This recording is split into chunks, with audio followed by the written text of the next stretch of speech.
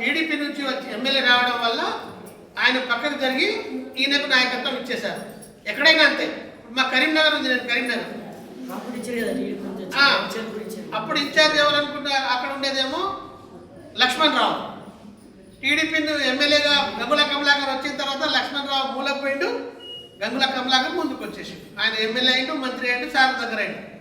ఇప్పుడు ఆ లక్ష్మణ్ రావు అధోగతి పాలి, ఆయన పట్టించుకునేట్టు లేడు. ఈ టీడీపీ నుంచి వచ్చారు కాబట్టి ఈయనతో వచ్చిన టీంకే అన్ని పదవులు, ప్రాధాన్యతలు, పార్టీ, ప్రభుత్వ పథకాల అవకాశాలన్నీ.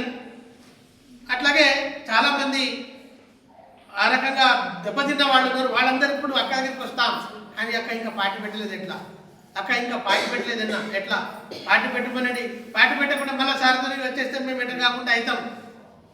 ఈ రకమైనటువంటి అప్రోచింగ్ అసలు ఊహించకుండా వస్తున్న పరిస్థితి ఉన్నది. తప్పనిసరిగా మీరు అక్క ప్రయాణంలో అడుగులో అడుగేసి ముందుకు పోయేటట్టుంటే అక్క సీఎం అయి తీరుతుంది, మన అందరి సమస్యలు కూడా పరిష్కారం అవుతాయి. ఆ విషయాలు మనం మిగతా విషయాలు మరోసారి కూర్చున్నప్పుడు మాట్లాడదాం. నేను ప్రత్యేకంగా మీ ముగ్గురిని రిక్వెస్ట్ ఏంటంటే నెక్స్ట్ మనం ఏ మీటింగ్ అయితే పెడతామో వీలైతే ఇవన్నీ డేట్ చెప్పండి.